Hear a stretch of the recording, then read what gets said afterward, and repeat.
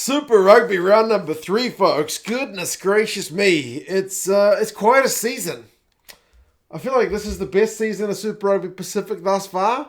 Maybe it's just because there seems to be a bit more parity between the sides. There doesn't seem to be, barring the Hurricanes thus far, who weren't picked to do so, anybody who's absolutely flying ahead of everyone else. That being said, we're only 3 rounds in. Still very early days, but we'll go through the games. Some of the kind of stats and scorers and standings and upcoming fixtures. You guys can let us know your thoughts on how this one is going. But thus far, I'm really chuffed with how Super Rugby's going for 2024. The first game was Moana Pacifica against the Rebels from Hamilton. Like, optically, visually, it wasn't the best look at FMG Stadium with one side of the stands very empty. Got to keep in mind this was a kind of late change of ground. I think they only changed the ground maybe just before the start of the season, so it was kind of a unfortunate one in terms of the planning. But Moana Pacifica are kind of nomadic this season, and a late shift to Hamilton, I don't think helped their attendance. So the side the camera was facing looked pretty poor. I know there were kind of a small group of fans on the non-camera side, but hey, the rugby on display was pretty good, man. The Rebels went out to an early lead. I think they were 19-3 up. At one point, they had tries through Callaway, Lawrence, Ikasi, Anderson, and Vaihu. So 5 tries for the Rebels. Moana Pacifica hit back with Craig and Savia. Savia becomes, as Julian Savia, the all-time top try scorer for Super Rugby. It's been a while. He's been tied up with Israel Folau for quite some time, but he's finally broken the record, so he'll be absolutely chuffed with that. He busted 4 tackles on his way, but when he was interviewed after the game, he ultimately seemed pretty disappointed with the loss, kind of more than anything else. So, 29-23, it's a comeback from the Moana Pacifica boys. They actually led at one point 20-19 after being down, but the Rebels were able to kind of, to push on and kind of see out the game. They had to make more tackles, 124-96. Kemeny made 14 out of 14 in a good defensive shift from the Rebels boys. But the Moana Pacifica boys did manage to get the kind of losing bonus point at the end with HURvBLU kicking that final penalty. So at least they get something from the game. The goal kicking was pretty solid. Carter Gordon's goal kicking is still a bit scattergun, but they're 2 from 3, the Rebels, which is maybe better than they were kind of expected to be thus far in the season. The next game, New South Wales against the Highlanders, they should have won it. Really, the Waratahs should have won this game. They'll be really, really disappointed at that end. They had a last-minute shot for Tane Edmed to win it, and he pushed it wide. So they had the chance. But, I mean, statistically, in this 23-21 loss, they had more possession, more territory, more run meters, more clean breaks, more defenders beaten. They also had more knock-ons, 12-9. But ultimately, I look at the goal kicking, man. 57% to the Highlanders, 71%. 71% is not fantastic, but it sure as heck beats 57. A couple of tries each. Parise and Jorgensen get him for the Tars. Parise's one was a proper worldie. Kick through from Nawani Tawase, and then Patchell, he's having a bloody good time in Super Rugby, isn't he? And Talea for the Highlanders, so 2 tries apiece. Highlanders consider themselves, I think, a little bit lucky, but you make your own luck, I guess, and if Edmed misses the penalty of the death, Highlanders hang on for a famous victory. Tavatawa Nawai had 42 metres and 4 defenders beaten. Renton and Gilbert both made 13 tackles, which is a pretty impressive shift. Riley on the left wing for the Tars had 97 metres and 4 defenders beaten. Charlie Gamble got into double figures with his tackle count again, but as I said, it'll be a bit of a letdown from them, and the Highlanders, that's put them back into the kind of positive territory in terms of the win-loss ratio. That's the 2 Friday games. Saturday saw the DRUvCRU taking on the Crusaders. Both these sides undefeated. Undefeated? They wish. Winless. Only one was going to walk away with a win, so one side was going to come out still winless, and it's the Crusaders. A lot of focus and scrutiny going to go on what the Crusaders are doing at this point, going from a side which has won Super Rugby for how many seasons? Is it 7? To none from 3. Now, none from 3 is still very early on in the season. There's a new coach in charge in Rob Penny.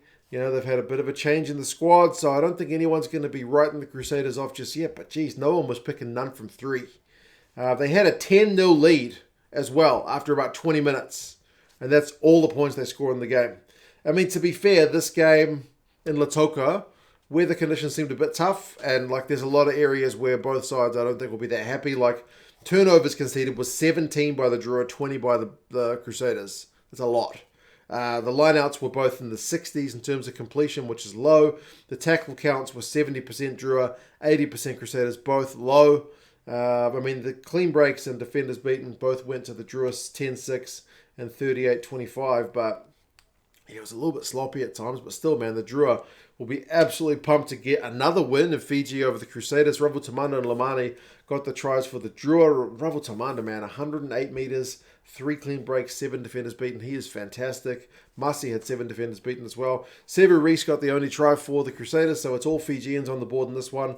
Hedamaya Murray had to come into the squad late to replace Mataele. He ended up with 100-plus run meters as well, but couldn't get himself on the board. But yeah, none from 3 is a troubling start for the Crusaders. Still think they're going to bounce back, but none from 3 is none from 3. 1 from 3 for the DRUa boys. Brumbies and Force. It's another week where the Force go out to an early lead, get run down. They were up 14-0 against the Brumbies. The Brumbies' first half was bang average. They, coming off the back of a pretty bang average performance against the Chiefs as well. The Brumbies aren't looking that flash, but they still managed to come back and get the win, which is encouraging. But to only win by 3 points against the Force side, which hasn't been looking that flash, will be a little bit troubling. The Brumbies get 3 tries. Lonergan, Valentini, and Pollard get their 3. The 3 for the Force is Stewart, Wells, and Potter. Potter had one denied as well, but he gets a late one. He also gets himself another yellow card. He really needs to be careful on these restarts where he chases after it. He took, I think it was Darcy Swain in the air, got himself yellow carded, which was kind of just like an unforced error. You're putting your side under pressure by doing that. I know you got to contest those aerial restarts, but you got to take a little bit more care than that. He still finishes with 112 meters, 5 defenders beaten, as I said, 1 try and 1 chalked off. But yeah, the yellow card, not great. The Force, man, they finished with more run meters, 548 to 460. They had more defenders beaten, 22-17. They had more clean breaks, 7-4. They had higher tackle percentage. But they conceded a ton of penalties, 16-4. So they won't be very happy with the discipline. Frost made 12 from 13 tackles for the Brumbies. Tizano made 15-16 for the Tars. He used to play for the Tars for the Force. Yeah, Brumbies lineout was pretty average. So despite the fact that they come back and get an encouraging win when you're down 14 points, I still think the Brumbies will be a little bit troubled with the way they started the game. Against a better team, I don't think they'll get away with it in the Force. Yeah, it's maybe the latter periods of the game when their bench is coming on that they are struggling, but we'll see if they are able to get it right. Getting a 14-0 lead and coming away with a losing bonus point, I guess, is better than just being hammered. So we'll take that. Hurricanes Blues 29-21. My Blues went down. My old man was pretty confident the Blues were going to get this one done, but not to be. Not helped by the 6-2 split, and then both the Blues reserve backs having to come on within 20 or 15 minutes. Sullivan and Lamb both went off really early, so we had to kind of have Funaki, the reserve halfback, as a bit of a utility in this one, which was not ideal. Speaking of 14-0 leads, the Hurricanes had a 14-0 lead. Morby bagged a couple. Naholo, who looked like a real handful, he got one. Higgins got one as well, so 4 tries for the Canes. Talea got an intercept one for the Blues, kind of against the run of play. Eklund and Riccatelli got a couple from the maul, so the maul looked all right. But, I mean, Ruben Love sets up 3 tries. He is on absolute fire for the Canes this year. Perifetta still looks really sharp. He had 81 meters, beat 4 defenders. Papali'i make a bunch of tackles, but ultimately, like the stats are largely with the Canes for this one. More clean breaks. The tackle count was high, but they managed to make the Blues play in their own territory for a fair bit of the game. So, yeah, pretty well controlled. Look, Wukaliawere got into the 20s for his tackle count. Did give away a couple of penalties, but man, undefeated. The only side that can say that after 3 rounds, a 3-0 record for the Canes. So, yeah, as I mentioned, it was all about Chiefs, Crusaders, Blues going into this season. But that's kind of been flipped on its head a little bit with this round anyway. And then the final one, speaking of the Chiefs, they go down to the Reds 25-19. The Reds, up until this point, and I guess it's an indication that 2 rounds is not enough to judge a team by, the Chiefs were looking to cut above. The Reds have been impressive with their opening round win and then kind of golden point time loss, so they haven't been poor in any of their games thus far. And they were really good, man. I still am very impressed with the Reds back row. Fraser McCright is an absolute demon right now. Like, he was tackling the house down. He finished with 20 from 20. Thread at the breakdown. He gets a try. Fassler and Fluke get tries as well. That Fluke try, I don't want to say it was a fluke, because that'd be a bit cheesy, but the wicked bounce of the ball for that one was fortuitous. Anyway, put it that way for the Reds. But as I said, you kind of make your own luck. Ioane and Stevenson got tries for the Chiefs. But, I mean, the Reds had more run meters. The Chiefs had a lot more territory in the second half. And the Reds were absolutely under the pump at the death.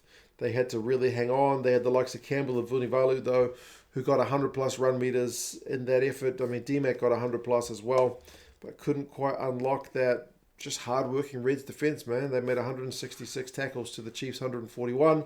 Tokiaho made 19 from 20 and a good defensive shift from him as well. A bit of controversy at one point when Finau put in a late hit on Liner. He had to go off, but yeah, it was just a kind of penalty only for that one. I don't think the Suncorp crowd was too happy, but they'll be bang happy with the result, man. So the Reds 2 from 1, and barring that golden point loss, the Reds haven't been beaten in regular time this season. So very, very, very encouraging. The log, Hurricanes are sitting top with their 3-0 perfect record. They are the only side with that record. Then you got 1, 2, 3, 4, 5, 6 sides with the 2-1 record. So it's Chiefs, Reds, Rebels, Blues, Highlanders, and then Brumbies in that order. And then you got all the losing record sides. The Waratahs, the only side with a losing record, who's sitting in the playoff spot at the moment with 1 and 2. In 8th spot, then Moana Pacifica, the Drua, with 1 and 2 records as well. And the 2 winless sides, the Crusaders and the Force. So you would assume the Crusaders are going to pick it up at some point soon, but they will be hosting the Hurricanes next in round 4. So the Hurricanes, as I said, undefeated. It's going to be a tough game for them, even if they are at home. Rebels will play the Reds in Melbourne. That's going to round out the Friday games. Then Saturday, Force, Moana Pacifica, Force back in Perth. Potentially their best chance to get a win for a wee while. Was certainly, on paper, an easier prospect than going away to Canberra, where they got pretty close. Highlanders will take on the Brumbies and Dunedin. Chiefs will take on the Drua. And then the Waratahs will host the Blues. So, yeah, as I said, folks, I have been pretty happy with the rugby on display. Some pretty good scores, some pretty entertaining rugby, and some upsets, man. If the Waratahs get that kick, then only the Hurricanes get a win as a New Zealand team over another New Zealand team. But it's the 2 teams, Hurricanes and Highlanders, get the win. The Crusaders going down, Chiefs going down, Blues going down. So, yeah, encouraging signs for the competition, but we're only 3 rounds in. Still heaps of rugby to be played. You guys let us know your thoughts. Favourite game of the weekend? Crusaders to bounce back. Chiefs also still the favourites, or do you think that tag switches to the Hurricanes? You guys let us know your thoughts, and talk to you guys again soon. See you later.